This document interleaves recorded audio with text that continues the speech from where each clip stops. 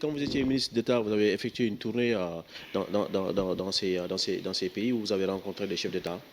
Oui, oui, quand j'étais ministre d'État, ministre des Forces armées, à l'époque déjà, nous avions identifié, bon, comme j'étais un peu dans mon milieu, vous savez que je suis issu des services de sécurité et surtout des renseignements, et donc nous avions identifié que beaucoup de passages que nous pouvions avoir par nos moyens d'observation, beaucoup de passages, en tout cas qui étaient suspects au niveau de la zone de la Falémé.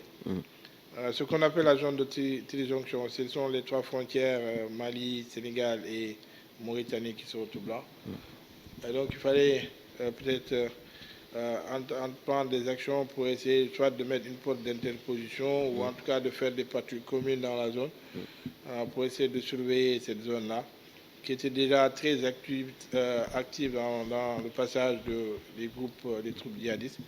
Donc j'avais fait j'avais été porteur d'un message du président Ouad au président Aziz de Mauritanie et puis nous avons échangé sur la question sécuritaire au niveau du Sahel. De façon générale, de tout ce qui se passait au niveau du Sahel, c'est vrai qu'il m'avait dit, bon, moi, je n'ai pas de djihadistes sur mon sol, on les capte ici et généralement ils vont au Mali. Donc quand je suis arrivé voir le président malien, en fait, Amadou Toumani Touré, qui était un père pour moi, parce que j'entretiens de super relations. Et il m'a dit, Abdoulaye, tu sais, moi j'ai toute la volonté du monde, mais le Mali est très grand.